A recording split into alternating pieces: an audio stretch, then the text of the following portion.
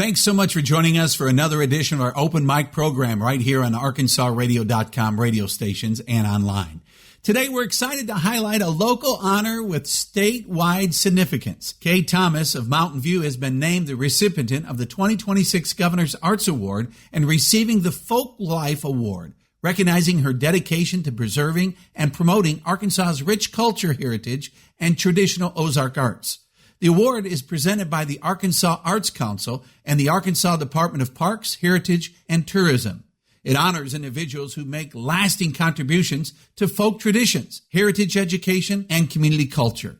Kay will be formally recognized March 13th at the Robinson Center in Little Rock. Her work has helped keep Ozark traditions alive for future generations while strengthening tourism and community pride here in our region. And her work on promoting the craft grounds that started in 1973. She did a story and a follow-up on those very first pioneers at the Ozark Folk Center State Park in Mountain View.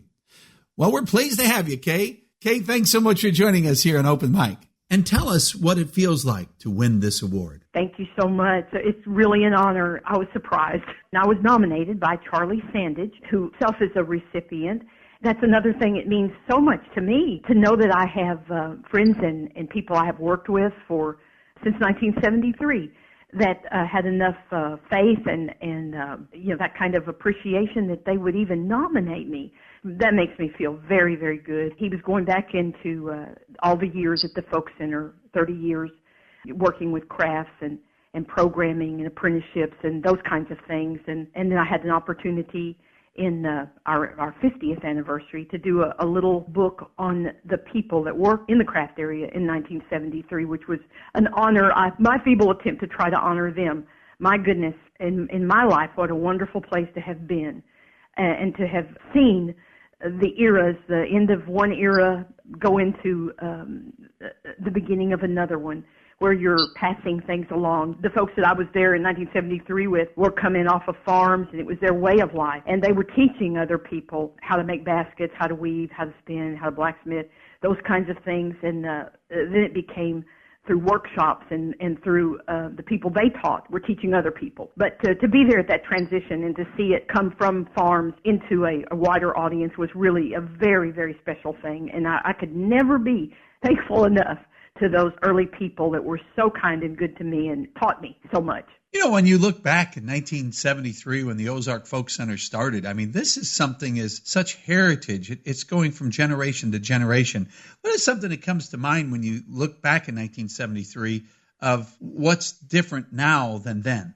Well, in so many ways, it would be the people and the times they lived and what made them. You can transfer something that you learn, like you can learn to weave, and you can learn to spin, and you can learn to make shuck dolls, and you can carry those on, and all of that's important. But what you can't transfer, it seems to me, is the life and times that made the individuals. And that's just the way it is. You would have to grow up with being frugal and hard times and great generous spirit, and maybe not having a whole lot in worldly goods, but being so rich in neighborliness and care for the people around you, and that wonderful spirit that wanted to teach and to pass things on and to help other people. And the life that forges you is going to be different from one time to another. And that's one of the things that I thought a lot about was what made such a wonderful generation of people. And I guess Tom Brokaw saw that too when he wrote his book, The Greatest Generation. But in so many ways, to me, those folks were the greatest generation and did so much to pass on the things that were of value to them and to help other people. And I guess that would be what I saw as the most unique thing.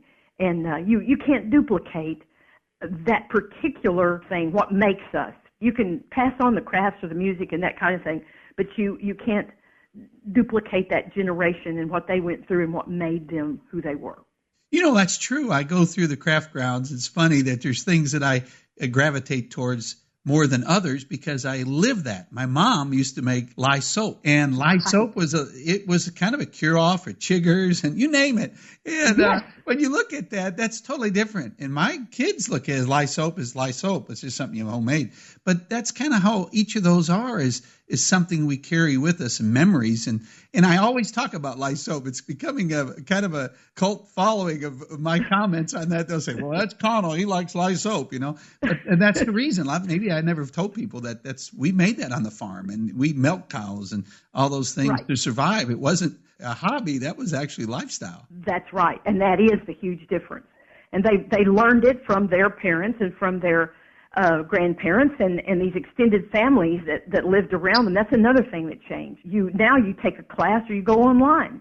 But back then you learned everything you knew about gardening and canning and what was in the woods from your great-grandmother or your grandmother or your aunt or your father or your uncle. It was extended families that kept those things. You grew up with it, and like you did.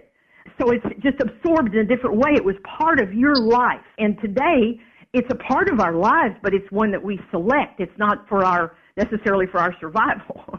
Well, Kay, thanks so much for taking time and talking with us here on Open Mic. And again, congratulations for the Governor's Arts Folk Life Award, honoring your dedication to preserving and promoting Arkansas's rich culture and heritage and traditional arts. Well, thank you so much.